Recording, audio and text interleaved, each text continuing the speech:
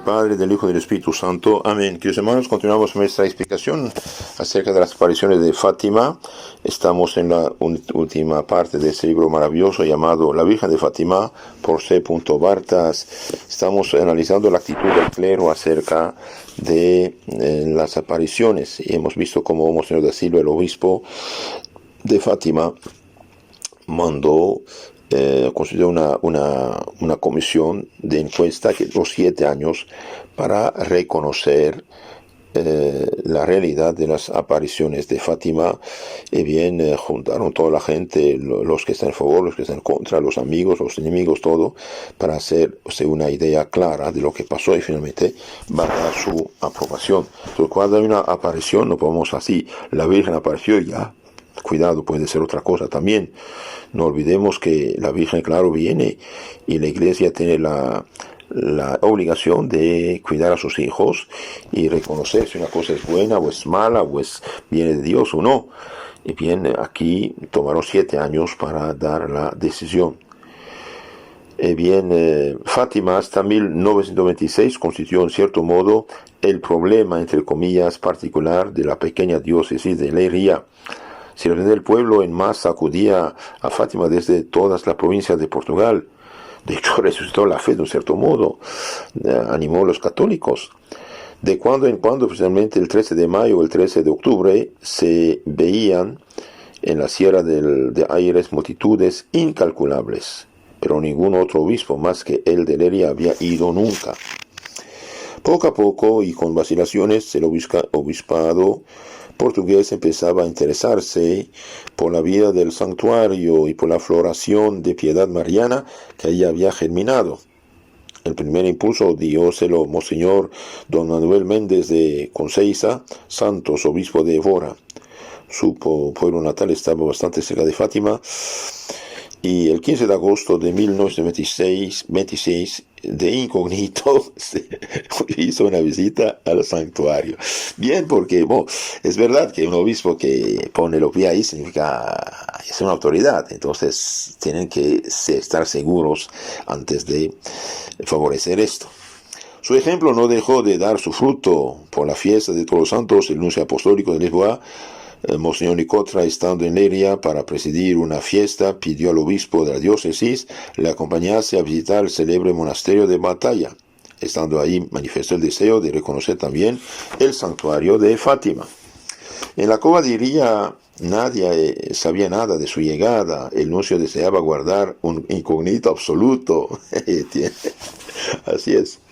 Pero al bajar del coche, el prelado advierte un espectáculo que le causa una impresión profunda. No es día de peregrinación, pero hay allí más de 60 personas que rezan de rodillas delante de la capilla de las apariciones con una piedad y una emoción como no puede verse en ninguna otra parte. Parecía, declara el nuncio a su santidad el Papa, parecía que Nuestra Señora estuviese presente en medio de aquellas honradas personas. Permanece algún tiempo en oración y asiste al rezo del Santo Rosario dirigido por el señor obispo. Al final, visiblemente emocionado, el nuncio apostólico improvisa una tierna locución a los presentes y les concede 200 días de indulgencia. Es decir, que les da, al hacer este rosario ahí, les da el equivalente de penitencia de 200 días de penitencia de la iglesia primitiva. Eso significa, para tener menos purgatorio.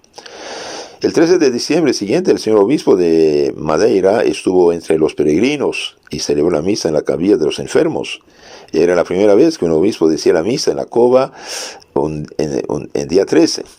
El pueblo resultaba de gozo, por gracia a Dios. ¿Y qué pasó con los últimos adversarios? Numerosos prelados imitaron enseguida estos ejemplos. El pueblo fiel era dichoso al ver que los obispos, uno tras otro, aceptaban, estimulaban la nueva devoción. Hace falta gente valiente al inicio. Si realmente todo está bien, no hay nada contrario a la fe. Me hace falta que obispos, sacerdotes tengan la valentía de hacer las cosas, ¿no? Por ejemplo, hoy, por ejemplo, si los obispos celebran la misa tradicional, la misa de los santos, la misa del rito de la iglesia de todos los siglos, ayudaría a mucha gente. Son ellos, en su mayoría, los más hostiles a esto, y no es justo, por eso andamos mal. Por eso, o la iglesia regresa a su tradición y toma su fe, su credo tal cual como siempre ha creído y rechaza las novedades de origen dudosa, o la crisis va a seguir. Aquí vemos unos obispos y bien ir a Fátima, primero uno, después otro, y finalmente, por los últimos recalcitrantes podemos decir, tienen que reconocer o al menos estudiar el tema.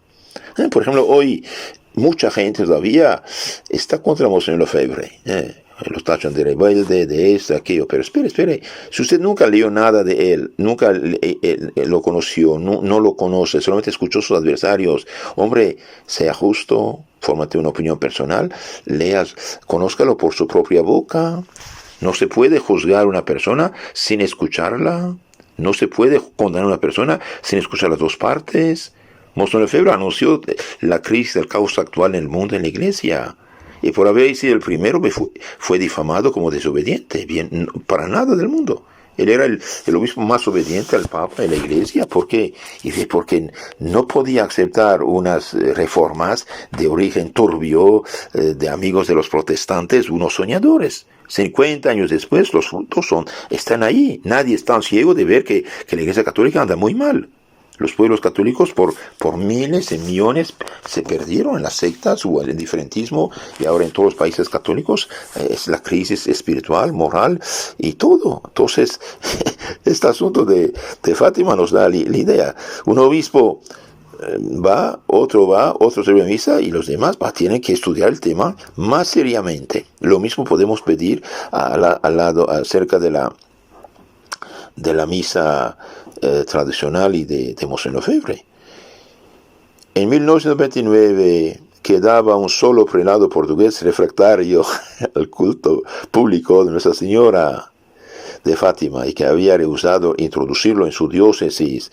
Era el venerable obispo de Portalegre, Monseñor Domingo Fructuoso, de la Orden de los Predicadores, un dominico.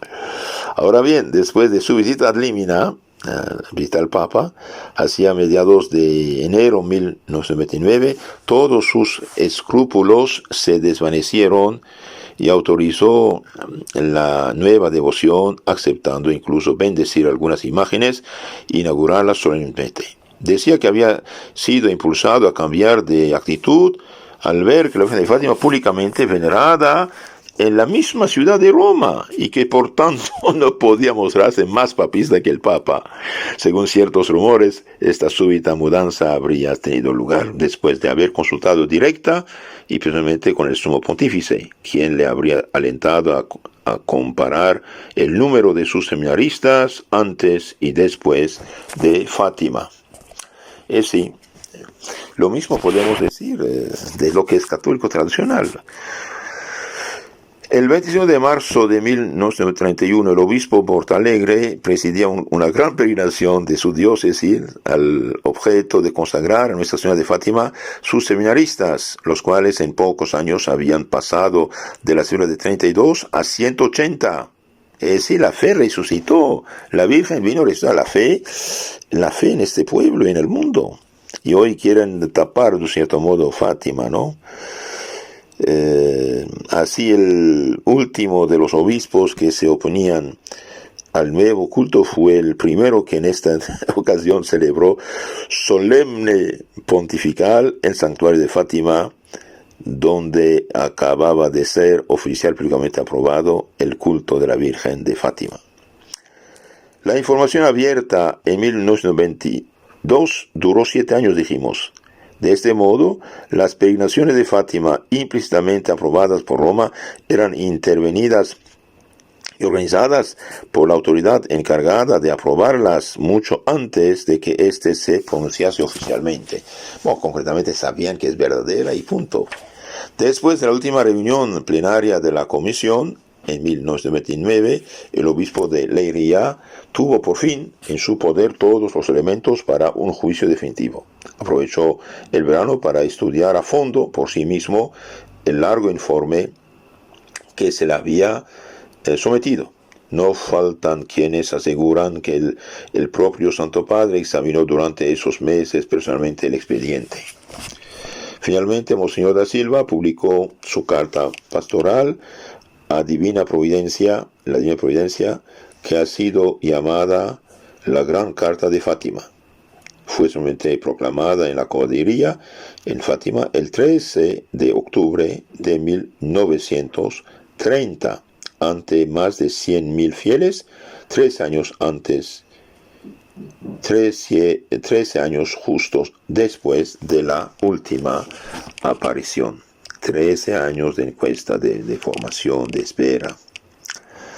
Monseñor José da Silva declara en ese precioso documento que son dignas de fe las apariciones de la Santísima Virgen a los 3 pastorcillos acaecidas del 13 de mayo al 13 de octubre de 1917 y autoriza el culto a Nuestra Señora del Rosario en Fátima.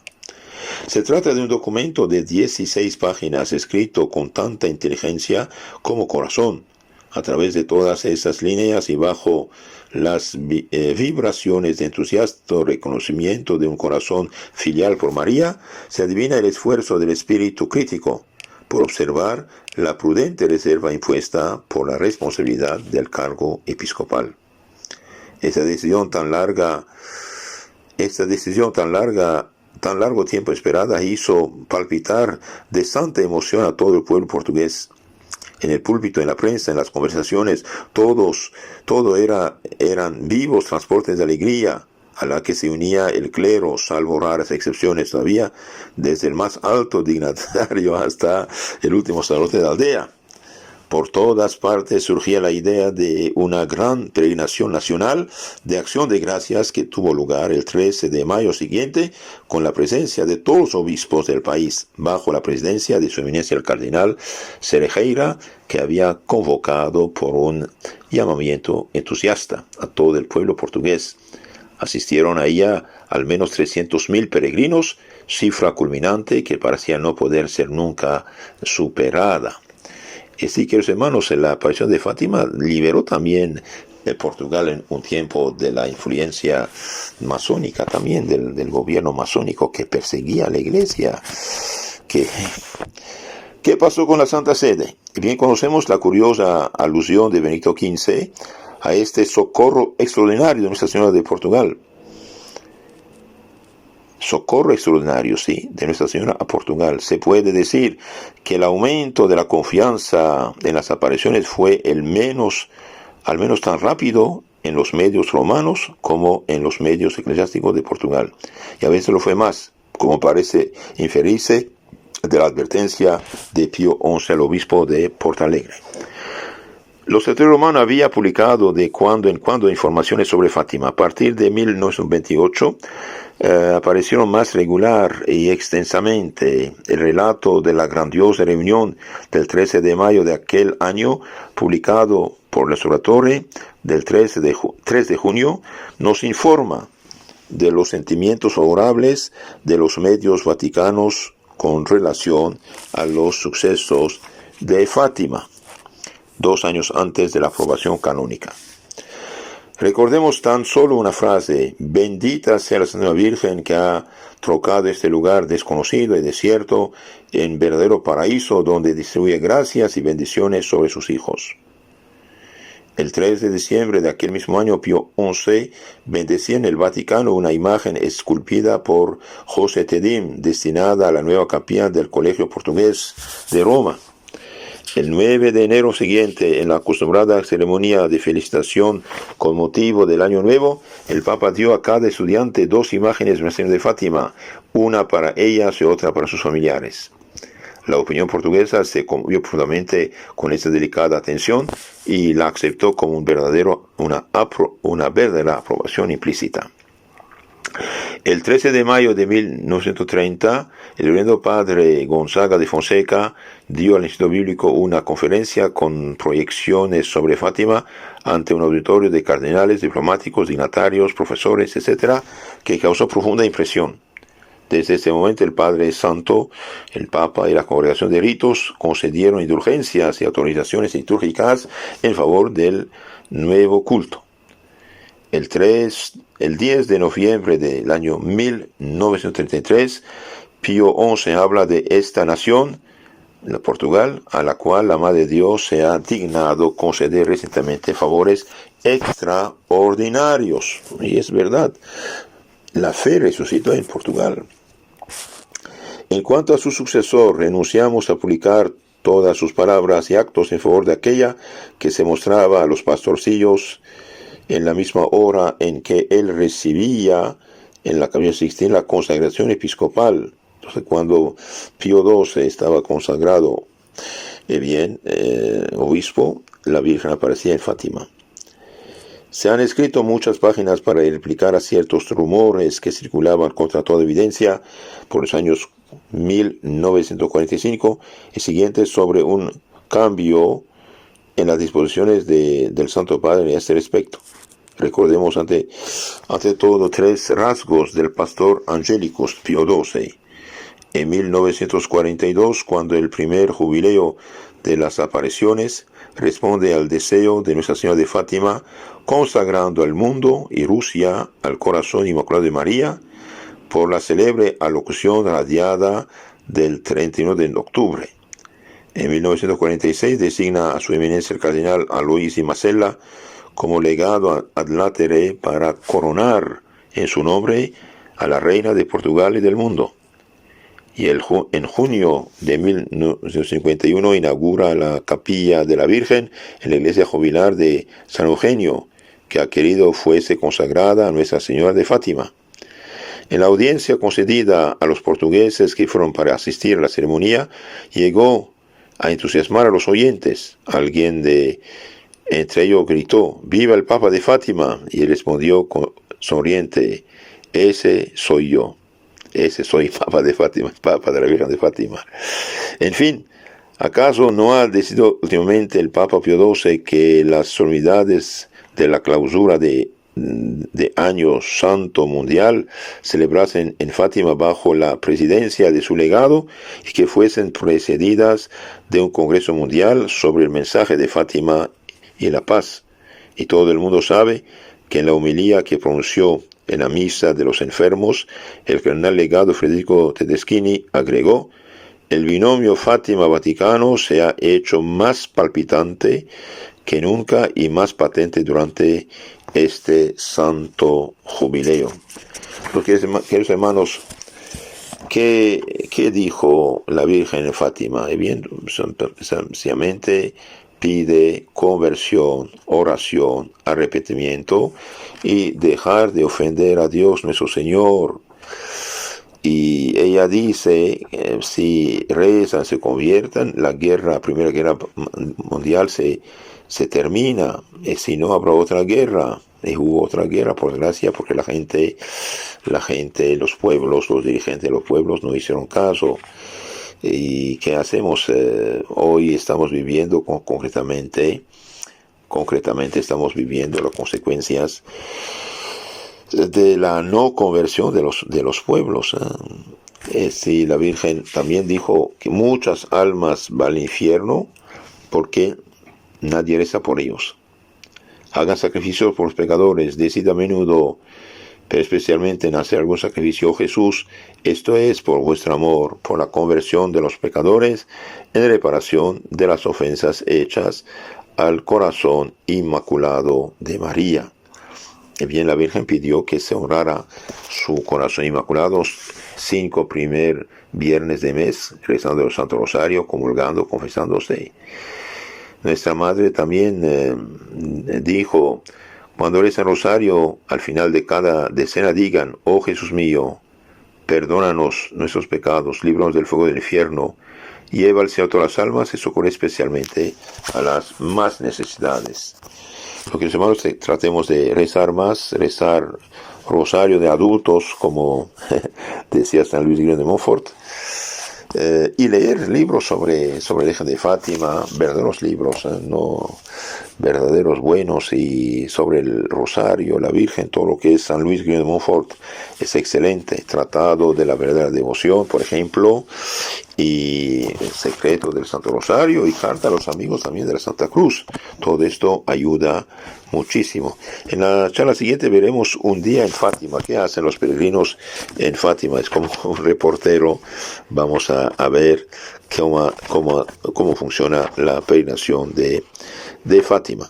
Si quieren conocer más y mejor su fe católica, les aconsejo de suscribirse al canal Catecismo Católico Tradicional, donde está explicada toda la doctrina de la Iglesia Católica.